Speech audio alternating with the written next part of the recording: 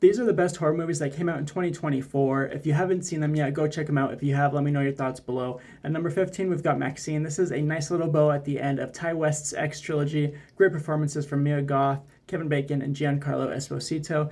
It's just about Maxine going into 1980s Hollywood to experience the stardom that she's been dreaming of forever. At number 14, we've got Abigail. This is a fun little comedy horror romp that doesn't take itself too seriously. It's about a bunch of criminals who kidnap this little girl who has a pretty dark secret that's going to make their night a living hell. This one's bloody, it's got a lot of great moments, and yeah, it was a fun one to watch with friends. At number 13, we've got The Devil's Bath. This one is pretty depressing, so you want to make sure that you're in the right mood for it. You enter this bleak world, we're in the 1700s, and Agnes is just wanting to become a wife and a mother eventually, and finds out that that life is not exactly what she wanted it to be once she gets married, and so she has to go to dire lengths to kind of get out of that situation. This one's over on Shudder. Make sure you're in the right mood for it.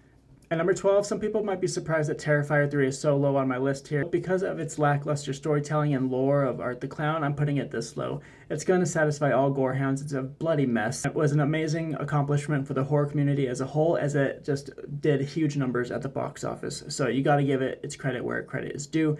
Terrifier 3 is a pretty good watch this year. Number 11, some people are going to hate me for having this on my list, but it's Tarot. This was just a fun movie. This is Final Destination meets 13 Ghosts. This group of young adults does a tarot reading, and they kind of just predict everybody's deaths, and they have to escape their fates of these deaths. That's where the Final Destination part comes in, and then each tarot card has a creature assigned to it that comes out in the movie, and that's the 13 Ghost part. This is just fun.